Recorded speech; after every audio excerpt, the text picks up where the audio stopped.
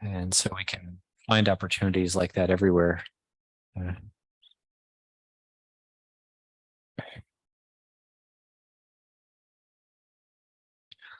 Pick up a broom and help sweep the monastery. That's a small thing, but it's a Dhamma act. And when what is your name? Gary? Glenn? Gary. Yeah. When Gary was talking about the old days at Wat Pah Nanachat, I remembered a story that Luang Por Pasano told me about when he was the abbot of Wat Pah Nanachat. And there was a new guest. And as Gary was pointed out, there's tons of sweeping to do there at the monastery. And so there's this driveway, and there's leaves fall every day, and there's so much sweeping that you have to do in the monastery. It has to be done every morning. And so this new guest was given a broom, and it was one of the long-term one of the Thai villagers was showing the new guests how to sweep. And the new guest said, "Oh my God, do I have to sweep all that?" And the Thai man said, "No, just what's in front of your broom." And I thought that was a very good answer. You just focus on, that's a good analogy for practice. Focus on what is right in front of us, and we just keep going. And then before we know it, we've done a huge amount of work. Or it's like memorizing chanting. Like if we memorize the Dhammacakkappavattana Sutta, then we can chant it without looking at the book. And it might seem like a long chant, but if we put effort into it, it doesn't actually take that long to memorize something like the Dhammacakkappavattana Sutta. We see where it repeats, we see the patterns, and we see that it's actually something that we can do for ourselves. Yeah.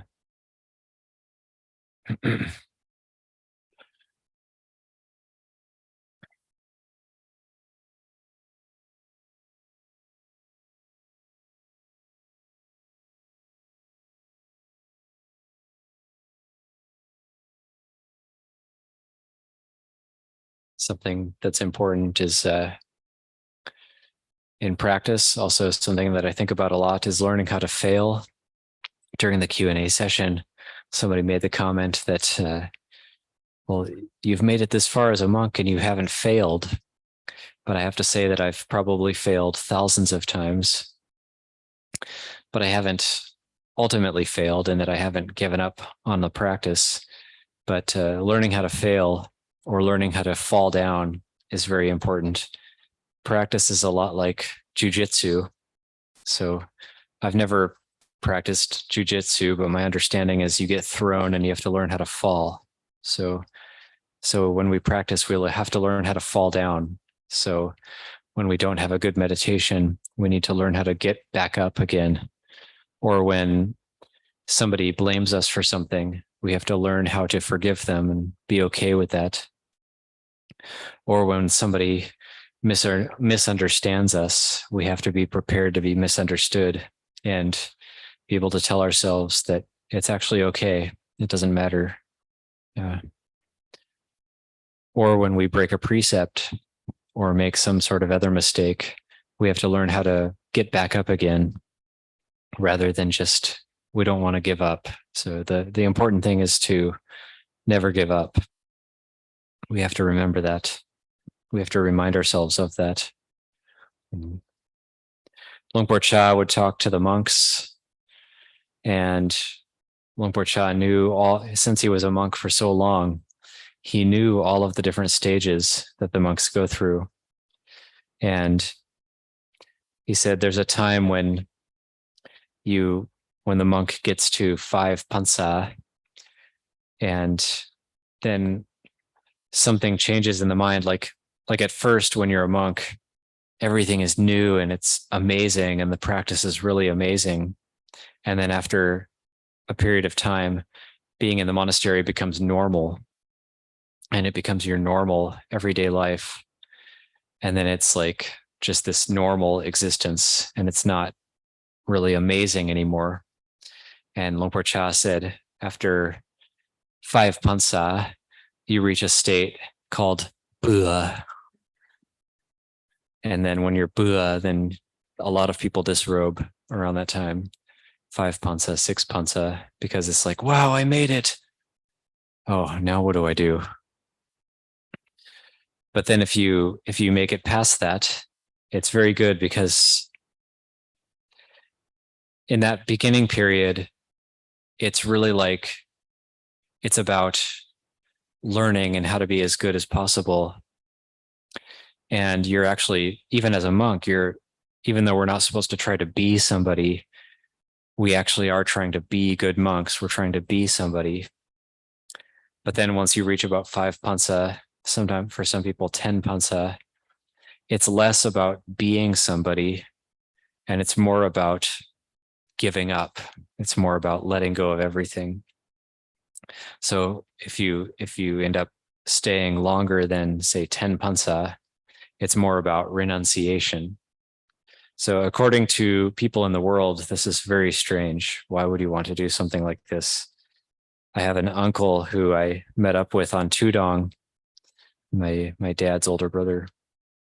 Stayed with him for a couple nights on Tudong. I hadn't seen him since I was 17 years old, and it had been 17 years since I had seen him. So when I was on Tudong 10 years ago, met up with him in Oregon, stayed with him for a couple nights. And he was kind of like, so you've been a monk for so long now. Now it's time to leave and write a book. You should disrobe and write a book. That's what you should do. Bestseller. And this is, my family is a Hollywood family. So they come from working in the movie studios. My dad's father, my grandfather, was a Oscar award winner, a very well-known art designer, but unfortunately he died. I think about him a lot because he died in 1959. He was 42 and I'm 42. So if I live a little bit longer, I will outlive my grandfather. And my father was 16 when his father passed away. It's very difficult. And my father was working in the studios as like a stagehand, working in Hollywood. And he left a few years after that and gave up that whole Hollywood scene and moved on. But my parents still have that Oscar that he won for the art direction of the movie Spartacus, and in 1959 with Kirk Douglas. And they were all buddies. They all hung out with each other. My grandpa was buddies with Alfred Hitchcock. He's good friends. Small world. Yeah, so I have Hollywood karma. That's why my biggest obstacle is movie watching. I like movies too much. But anyway, that's karma. So it's very sad that he wasn't able to receive the Oscar. He was on his deathbed when it was awarded. And his wife, my grandma, who recently passed away at the age of 92, she's the one who had to receive it. It was very, very sad. But my parents still have it. Yeah. So this is, we never really know what life is going to throw at us, but it's important to keep going, to bailelei, to never give up on the practice. This is very important.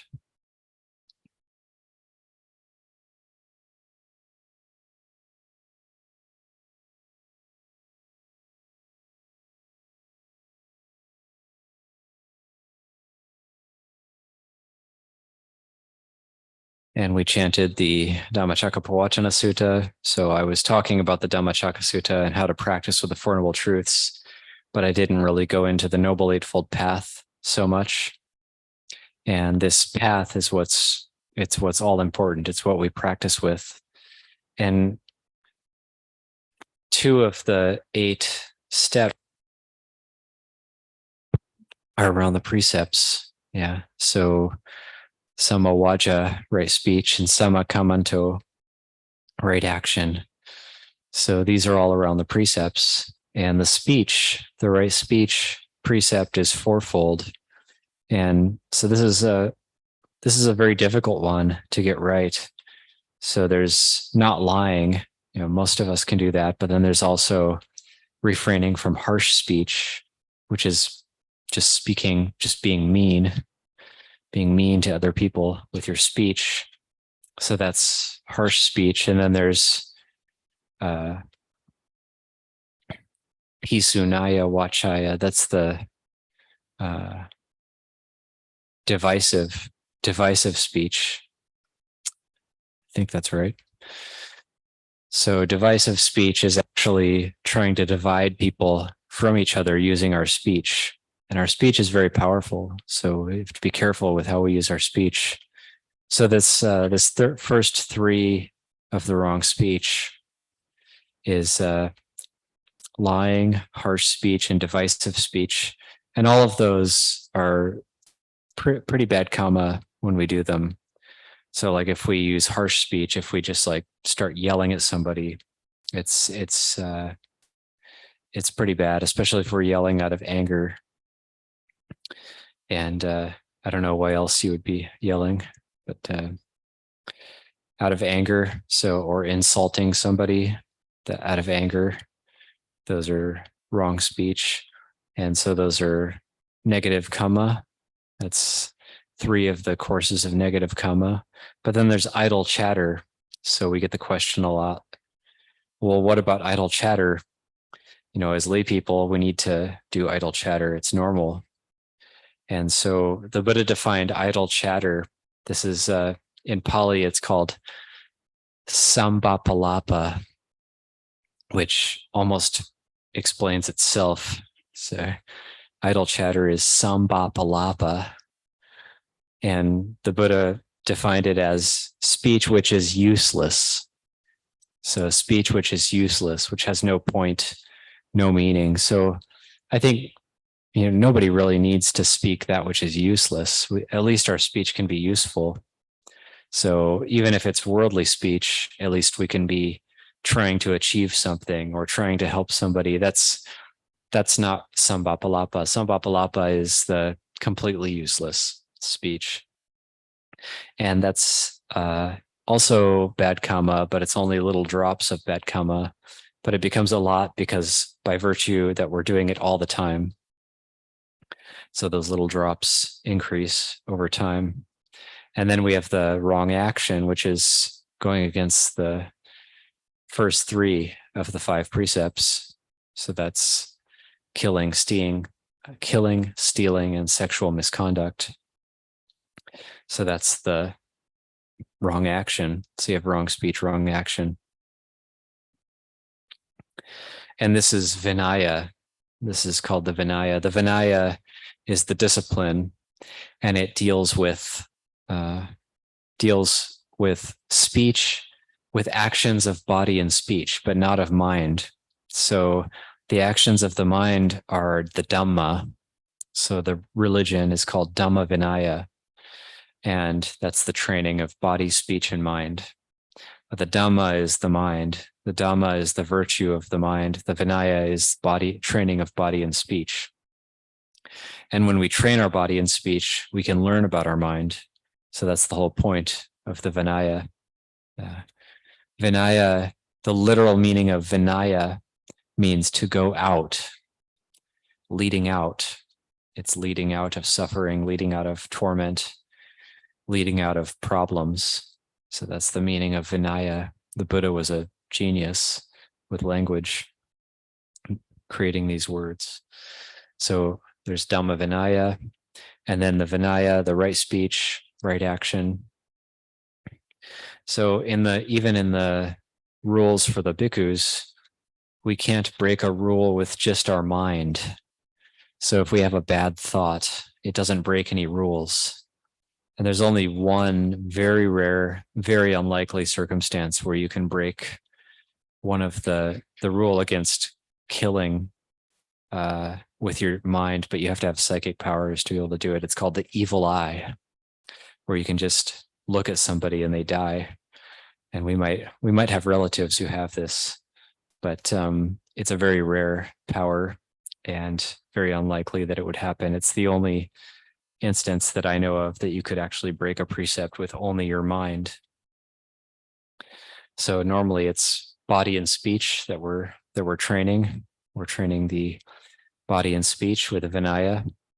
And the thoughts, even if we have bad thoughts, if we haven't broken those precepts of body and speech, we can still keep going. We can still keep training.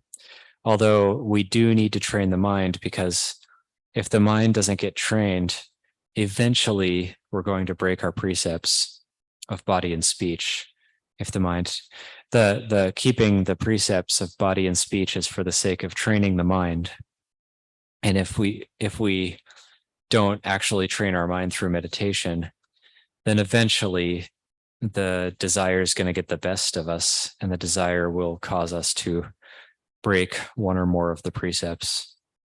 So the precepts are for seeing these things much more clearly.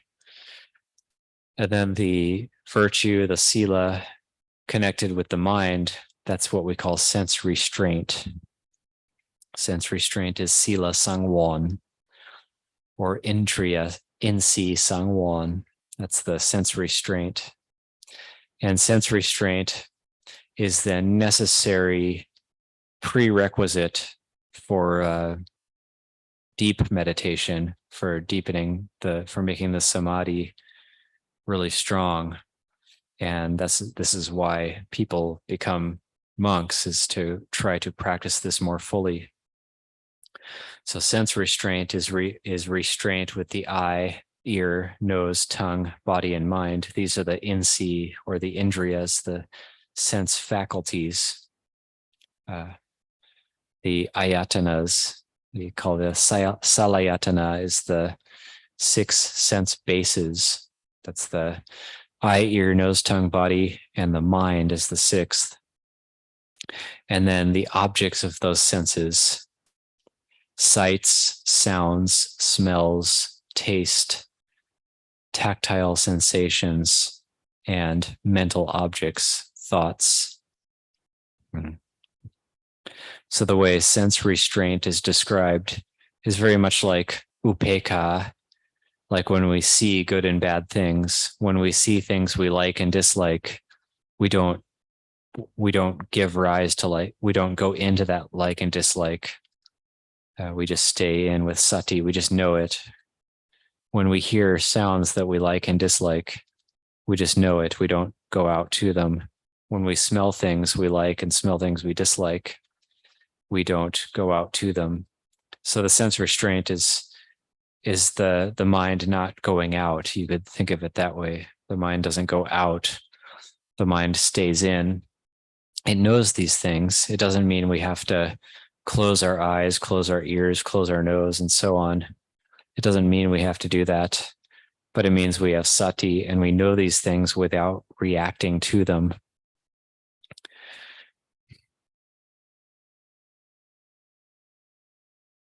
It's like the Buddha teaching his son Rahula. He said, Rahula, you have to meditate like the earth. When clean things and unclean things are thrown onto the earth is unaffected by those things. So that's sense restraint, is the same. When we see things we like, things we dislike, we try to have sati so the mind is unaffected by them. That's sense restraint. When we have sense restraint in Si Sangwon, the mind can start to settle down. So normally the mind gets shaken up. It's like having dirt in a jar of water, and we shake it up and it's not clear. And then when we leave that jar, the dirt starts to settle. And first the coarse dirt settles. When you're doing a sediment test, if you're going to build an adobe structure, out of earth, you have to do a sediment test. It's very much like this mind settling. So you take a lump of earth and put it in water and shake it up and let it settle. And the sand and the little pebbles will go to the bottom first. And there will be one layer of the coarse sediment. And then the finer particles will make another layer of sediment. And then the water will still not be clear. There'll be these floating tiny particles of dust, but we have to leave the jar there for maybe many days. It has to stay still, and then those will slowly settle into a fine layer of clay.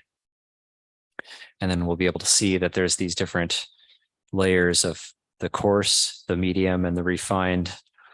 And the jar has to be, if we shake the jar up again, we have to start over. It has to settle all over again.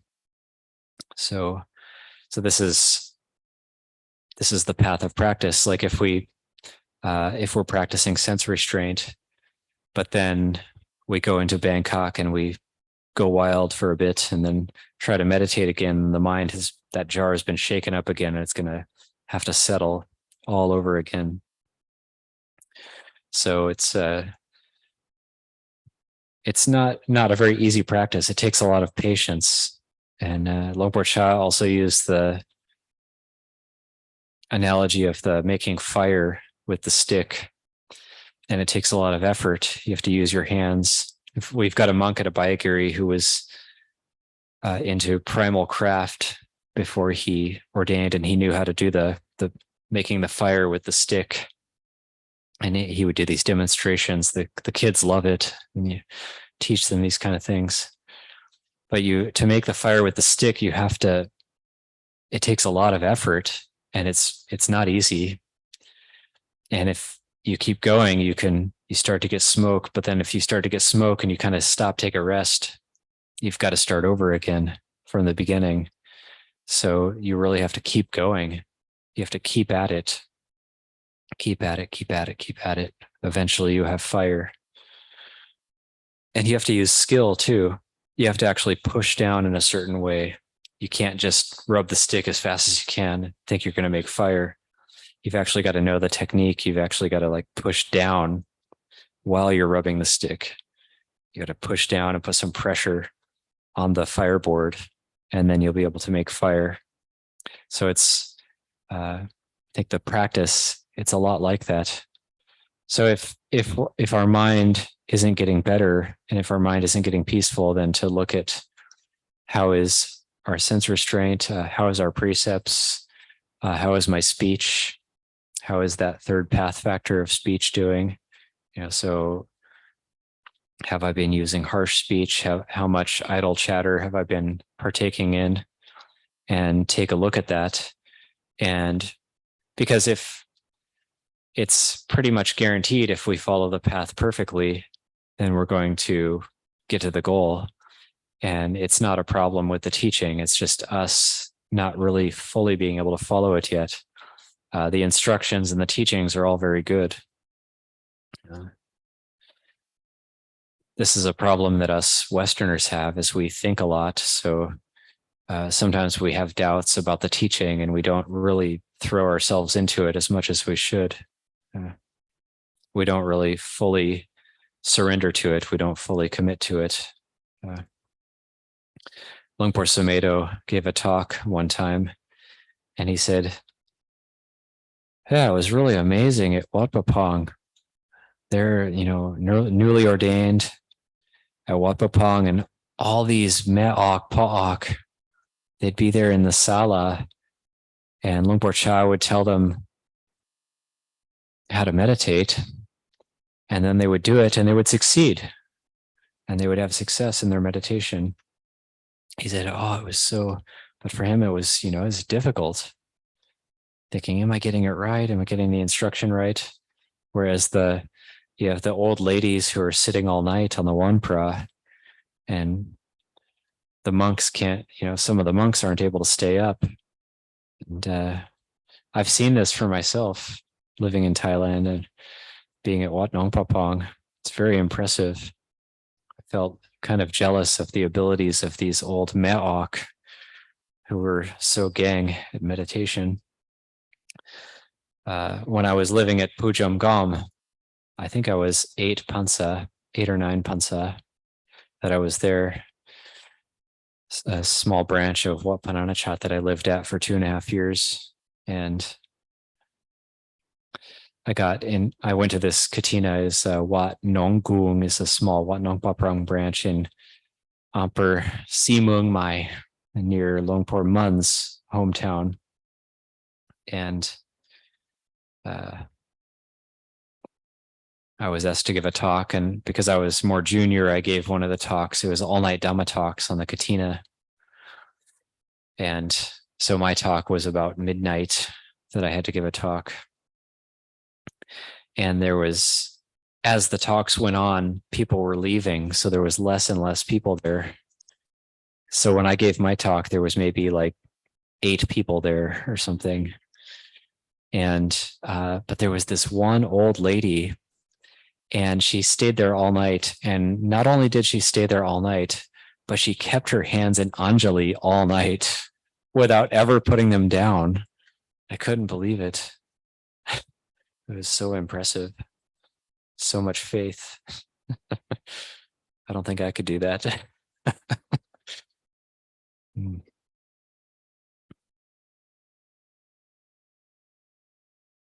As a side story, when I was living at Pujamgam, I found out a lot about Lungpu Mun's life, because that's where he grew up, in that area.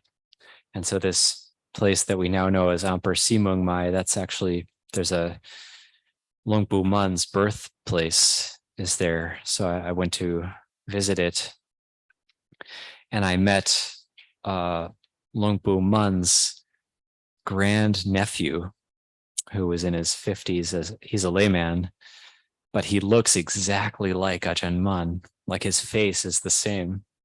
And so I talked to him for a while, and I asked him, when Ajahn Mun was born and when he was a child, how many houses were here?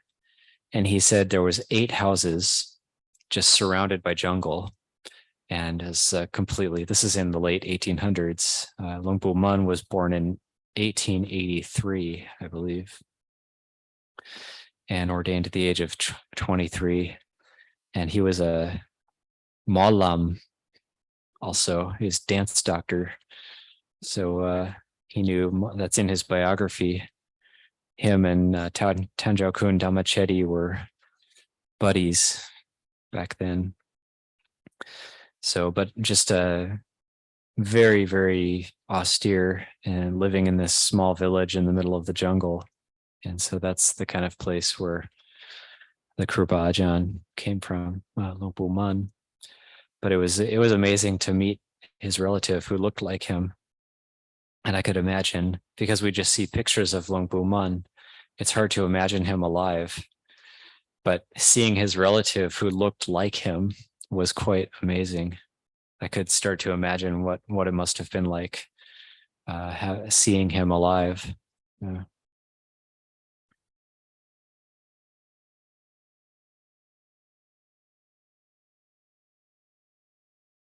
So in the Luangpur Cha Sangha, we have this practice of staying up on the Wan Prat, and we still do practice that at Abhayagiri. I must confess I've been a bit lazy, or quite lazy, now that I've been on my own. I haven't been staying up all night on the Wan Pra. But at Abhayagiri, when I was a Pakao, a Samanin, and junior monk, Lumpur Pasano, Lumpur Amaro, they always stayed up on the Wan Pra every week. And so we always did that with them. And we did keep that going up until COVID, and then to protect people's immune systems, because staying up can weaken your immune system a bit. We did cancel it during COVID time, and now we're trying to get back to it.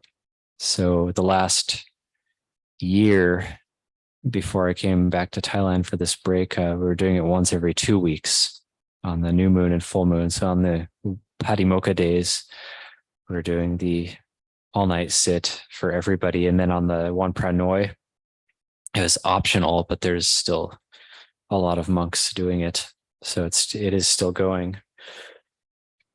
We have the tea at midnight and then morning chanting at 3 a.m. And then after that, people can go back for a break. And we've been doing Qigong in the morning, and people might wonder where I learned that. I actually learned that from Longpo Pasano in 2004, 19 years ago. And he was teaching that on the Wan Prat during winter retreat. So we close Abhayagiri Monastery for January, February, and March. And we have lay people who come in and help look after the community, but we don't have any guests coming and going. And we do this 3-month retreat where the monks get time to be on retreat and without any work happening. And on the Wan Prat, during the winter retreat, Lumpur Pasano would teach Qigong, but he would only teach it to those who would stay up after the 3 a.m. morning chanting.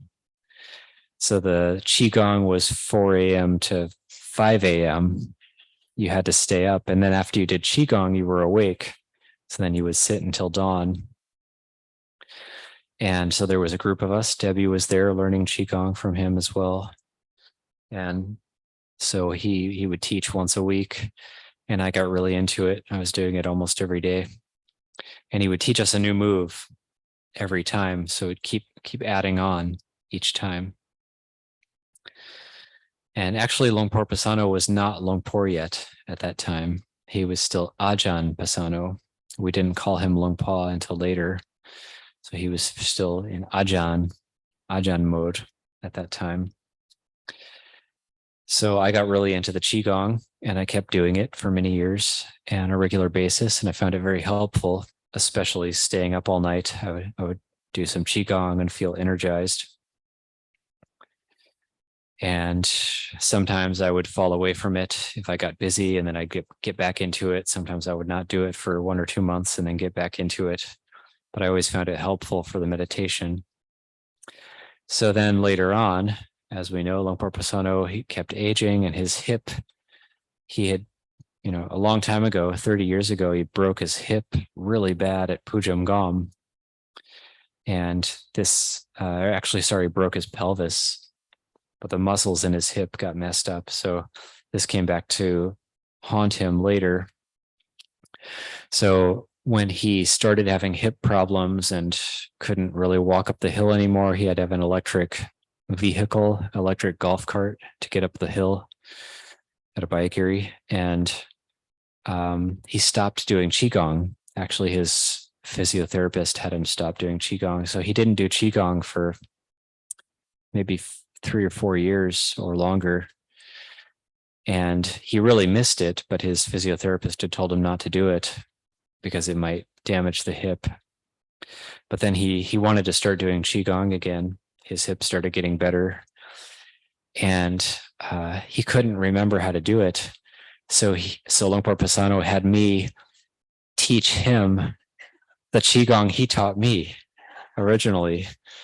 So I taught it back to him. And I remember it was when we went to a teaching in Berkeley, and we stayed in Berkeley for the night at Berkeley Buddhist Monastery. And he's like, "Hey, can you teach me that Qigong?" So we did a Qigong session together, and now he's back into it. He does the Qigong every morning now. The same one we're doing, except to do it properly takes about an hour. We're doing a very short session. So I do hope that everyone gets into that. And the arm flops is very good for just waking up in the morning. So all of these things that we do, all of it is to help our practice. And sometimes we do retreats, listen to Dhamma talks, do Qigong. All of this is part of the practice. It's all connected. If we want to deepen the meditation, we do have to remember that sense restraint is necessary. Sense restraint is going to be essential for deepening our practice, where we go into retreat and we go inward, and we try to not go out too much. I know with phones these days, it's very, very difficult to not go out and not check that line message, and very difficult. So that's the mind going out, and I do it as well, and it does have an effect on the meditation, or it's hard to come back in. So we have to have our friends help us. If we're going to do a period of retreat, maybe like give the SIM card to our friend or something, and then really make that commitment to go inwards and not go out too much. So having Dhamma friends we can talk to, and going to the monastery, going to retreats, these are all important. We need all the help we can get. We can't just do this on our own. Doing generosity, but also remembering to look after ourselves at the same time. And this creates our Dhamma life. It creates a very good Dhamma life, which is the best kind of life. So I'll leave that as a reflection for this evening.